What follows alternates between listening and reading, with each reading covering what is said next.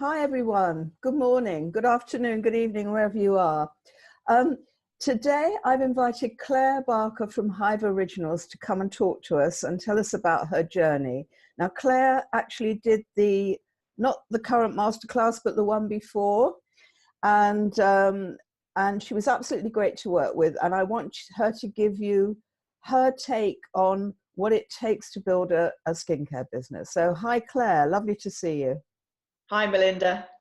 So tell me all about it. So when you came to us, Hive Originals have been going some time and was doing okay, but everything was being made in-house. You were a bit overwhelmed, and it was about moving it. You were a little bit stuck, weren't you, with it?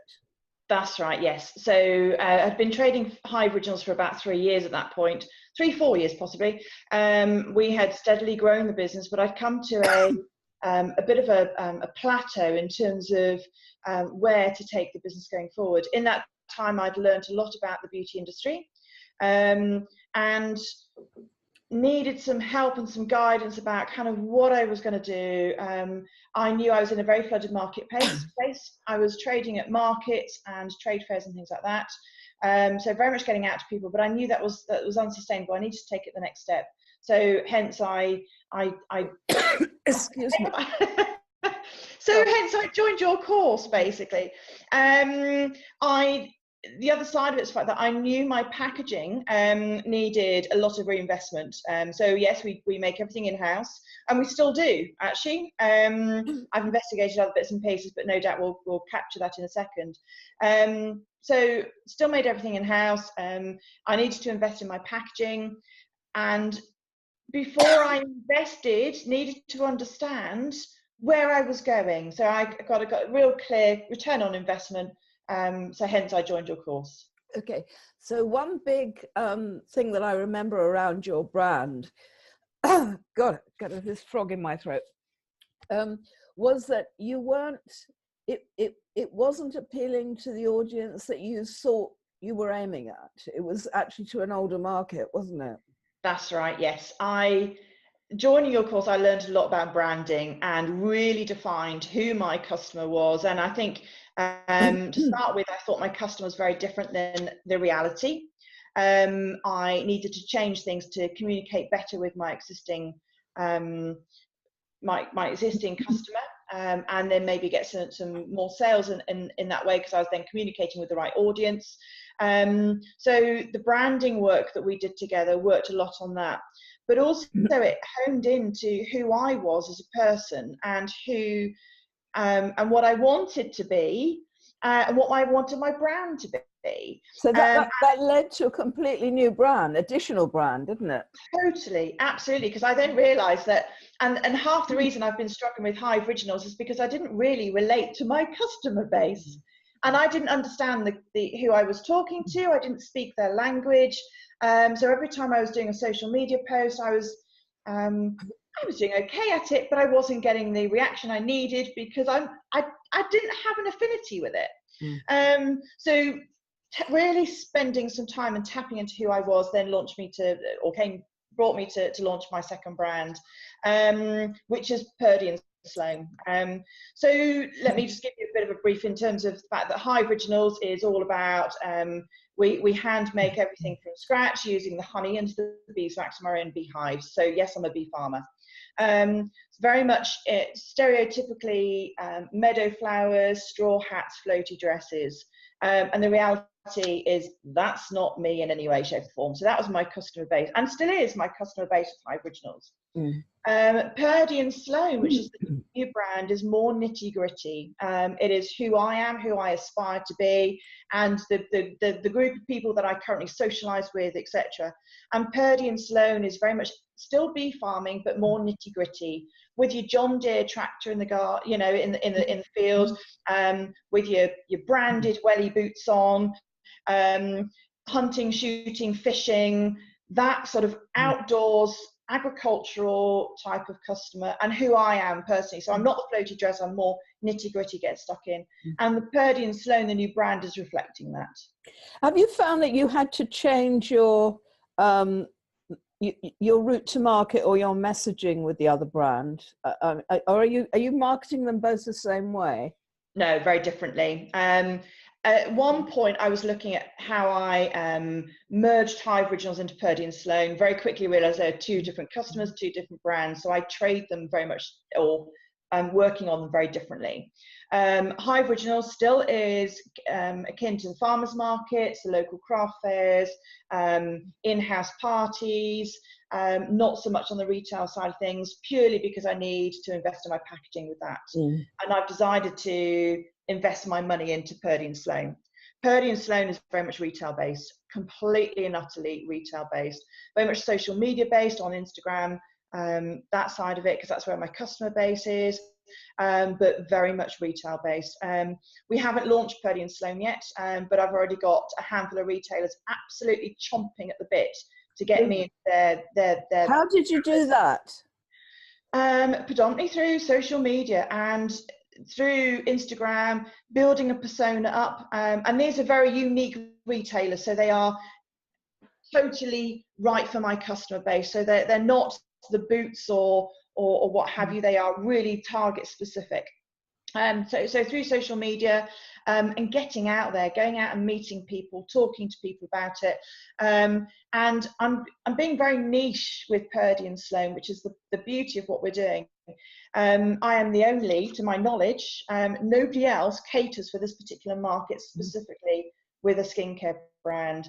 So that's where we're being able to really cut our own path, because people don't have this in these outdoor shops, because it's not catered for. So that's where I've got a complete and utter blank slate to work on, and it's fabulous, I have to say, and we're getting some real traction with that. And you're enjoying it a lot more because it's you. It's me. And I didn't know at the time how I was struggling with Hive Originals and why I was struggling with Hive Originals. I now know all of that. So yes, absolutely, I love it. I absolutely love it. Hive Originals will still continue. I've got a really solid, loyal customer base, and that is funding my Purdy and Sloane launch, if you like. And I've got and I can't ditch that. That's still growing much slower than I think Purdy and Sloane will in the future. But so are you? What about production for Purdy and Sloane? Are you still going to make that in house? In the short term, yes. Okay, because one of the issues I recall was you were employing quite a lot of people, weren't you? And therefore your energy was very much on production management as well as marketing. I mean, either both brands or whatever. But is that going to change in the future?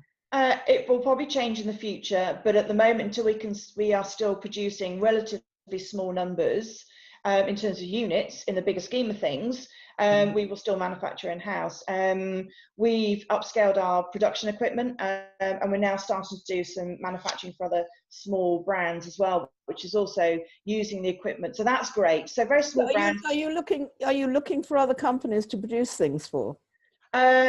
Yes, there's a scope to what we can and what we can't do. So I'm very honest with anybody I have a conversation with in terms of our capacity and what we can and can't do.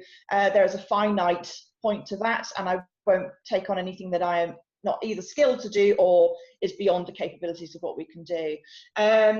But yes, we are open to conversations, shall we say. You might get lots of calls on that. Well, okay. So it'll be nuts for the conversations, and who knows where it goes. So, Okay, so you've spent the best part of a year then building the profile for Purdy and Sloane before launch. Yes. And that's important. I think people need to know that these things, you need this anticipatory time to actually attract your audience. And how are you keeping in contact with them on social media? I mean, presumably your mailing list is building. The mailing list is building, so the odd blog post goes out, not as often as I'd like to, in all fairness, but the blog post does go out, and it's all tapping into, so for Purdy and Sloane, it's very much about lifestyle, so it's all about caring for your skin, but it's all about embracing the elements, hashtag embrace the elements. So we are using that, and we are tapping into very much the lifestyle, and then tagging on the end of that about kind of how the skin is and how it behaves outside, and the problems we have with being outdoors and the different temperature changes, etc. Yeah. And that's what we're tapping into, but we're being very, very lifestyle orientated. So really being able to communicate on their level about whether it's, you know, clay shooting or hunting or fishing or what have you, we can relate in those terms. Yeah, I should think there's a lot of mileage there for parties, stately homes, almost corporate events as well, with that whole sort of customer profile. Very much, yes. Yeah. Very much so. Yeah. We haven't really tapped into that yet, but it's definitely on the cards in terms of engaging with the shoot houses, Yeah. Shoot lodges, and the big hotels, certainly up in Scotland, that organise the ground shoots like that. So yeah, very much so. Yeah, and some of those big Scottish hotels and places. Yes. Yeah, absolutely. Yeah. So Purdy, and that's another good point actually. Purdy and Sloane is very much premium based, as a premium product. Hive Originals, when I first launched, and still is quite a value brand in the bigger scheme of things. And again, hence another reason why I came to yourself, in terms of realizing that I needed to increase my volumes massively with Hive Originals to substantially make any money out of it. It's profitable, but you need to sell a lot of only 3-4 quid profit to get somewhere. It's a little bit more than that, but as an example.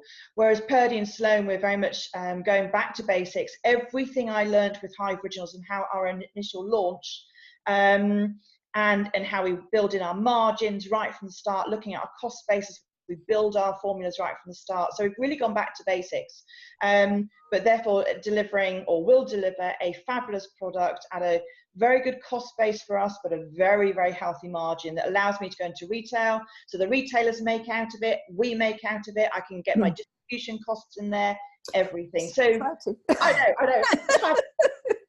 Everything I've learned that I should have done with Hive Originals that I didn't to start with, I've put into Purdy and Sloane. So fabulous. What about export? Yes, potentially. I have not looked into that just at this point in time. I want to get launched first. But with Purdy and Sloane, very British, absolutely very British. And we've been harping on about that through the social media side of things, where even our formulas are also using predominantly British oils from British farmers. So our whole concept is very British. So I think there's a huge market. Where are the British coconut trees then? Oh yeah, they're not using coconut oil. That's my point. So we're using. I'm back to soap here. No coconut oil, nothing like that. Things like black currant seed oil, marshmallow root oil, tomato seed oil. Oh, I've said that one. Those kind of oils that are, white poppy seed oil, for example, that are all produced in the UK. So, and that's part of my marketing story. So that's part of my whole thing. The fact that there are the odd oil that slips in there that's not British. It has to be, but predominantly we're using British oils, which again makes us quite unique. Okay, so how are you managing your team? Because it sounds to me like you clearly, as the MD and knowing your strengths, that the marketing should be what you're all about. So you then need production manager, financial manager. How are you? Have you actually looking at your team and defining their roles? Starting to, yes. We are still very small at this point in time, but we are, those plans are in place and those people are beginning to become in place as well. So the production side of things is all completely, I've got a fabulous production manager, so she is amazing at that. So I don't have to worry about the production side of things. She doesn't get involved in the development, that's me. And I'm passionate about that, but she gets certainly involved in the production and runs that side of it for me.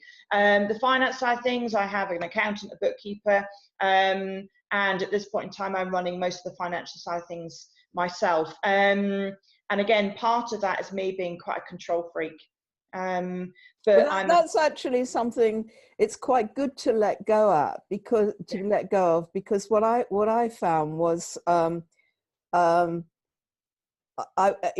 if somebody is telling you, no, you can't do that this month, if you've got a pile of bills to pay, and somebody's saying, no, that's going to hold over, and they're dealing with the customer, then it's far easier for the business to build solidly financially. If you've got to carry the sort of guilt and stress of that who gets paid when and what you do when, it's quite good to have somebody telling you, no, no, you don't do this. Because yes, you're losing control, but you're also losing a responsibility that in some ways is crippling you, is taking too much of your energy to allow you to move forward. Yes, no, you're absolutely right. You're absolutely right. And we will move towards that. The other point that I've really discovered over the last couple of years or so is the fact that actually sales is not my strong point as well. So I can, if somebody comes to me, I will happily bore them to tears with everything we do, why we do it, how we do it, because I'm passionate about it. But in terms of physically converting those sales into money, sometimes I'm not the best. So I recognise that. And with Hive Originals, for example, I know people buy off me, but I need to extend that further. So we have got a small sales team that go out there and sell on that for their, for themselves and on our behalf as well. So that helps relieve. Is that agents or distributors or how? Agents, yeah. So they are self-employed and they basically have a load of stock to go out there and sell. And I give them all. I know all the theory behind the sales. So there's lots of support and all that kind of stuff behind it, all the marketing support that rolls behind them for them. But the physical, actually meeting people, greeting people, and actually converting sales. I'm not a people person. That's not my strong point. I know the theory. And these guys do really well for me on that. So I still get out there. It's still important that I get out there because that's the only way I can communicate with my customers, understand what they want, what they like, what they don't like. But I recognise that I'm not the best salesperson. So, I mean, it sounds as if you could very soon you will need a distributor, which will cost you more, but they can open a lot more doors and they can streamline the whole sales process. And they've already got the customers on board, so you don't have to open those doors yourself. Yes, yeah. But what about funding? Did I recall you were getting funding for Purdy and Sloane? No, I'm completely self-funded. Wow. And hence sometimes a bit of a challenge because I need to trade Hive Originals. We're continuing with Hive Originals, but I'm not investing in that at this point in time. My investment's going into Purdy and Sloane. I'm hoping then in the longer scheme of things that Purdy and Sloane will start to really take off, and then I can then reinvest some of that back into Hive Originals to invest in the packaging. So are you resistant to outside funding? No, not at all. Not at all. You haven't haven't actively looked for it? Because it sounds to me like the Purdy and Sloane proposition could be presented so well that you could well get an angel investor in that. And I totally agree with you. At this point in time, I'm so close to getting our packaging finalized. And that's where we are with Purdy and Sloane. So we're not there just yet. I was hoping to do a soft launch before Christmas with a big launch at the game show next year. The soft launch is not going to happen before Christmas because of our delay on our packaging. So we're just refining that. We are so close now just to pulling all those bits and pieces together. And then I've got something tangible that I can then show and give to people for them to try, use. I've got packaging looks. At the moment, I've just got, from an investor's perspective, I've just got an idea on paper. It's more than that, but I need to have something a little more tangible. But I'm really close now, really close to kind of getting that next stage. There is a challenge running two brands. Christmas is around the corner. It's my big time for the Hive Originals. And I almost, and this is where the challenge becomes, I don't want to drop Purdy and Sloane whilst I make the most out of Hive Originals. But I need to change that balance very slightly so we can make the most out of Hive Originals for the Christmas season. And then when that goes a bit quieter, I can really run with Purdy and Sloane. So there is a challenge, without a doubt. Yeah. I mean, it sounds to me like because you've started Purdy and Sloane from scratch with a lot more knowledge than you had when you started Hive Originals, that you should keep a focus on outsourcing everything that you possibly can, including funding. Funding, sales, all those key points, because one of these businesses kind of needs to be self-sufficient. you know, otherwise you can find yourself in the situation that you're in, where you're torn between how you spend your time. And I think Purdy Sloane will do that. Yes, I think it will. I think it will. Just not there just yet. So speak to me in 6 months, and I think we will have a completely different conversation. Okay. So there's plans are in place. I'm on the cusp of that. Yeah. Next step, and it's not there yet. I'm chomping at the bit, like I can see. It's really, I mean, you know, when you've got that sort of excitement around it as well, it's not going to fail. It's that excitement is really what it's all about, because and putting yourself out there. I mean, people are going to see that, you know. But it's also prime for some of the big glossy magazines as well. They'll love it. They'll absolutely love it. Yeah. So on the masterclass, you really identified what your issues had been. You got some clarity on the branding and on the route to market to some degree. Yeah. What else did you get? Were you okay on costings? Because we covered quite a lot in that program. Yes, we did. It was helpful, without a doubt. It confirmed all the things I had learned in the wrong way with doing Hive Originals. And it gave some real strong parameters and a plan to work towards to get Purdy and Sloane right going forward. So yes, the costing side of things the whole course was really interesting, but the costing kind of just clarified what I should have done with Hive Originals, and I didn't.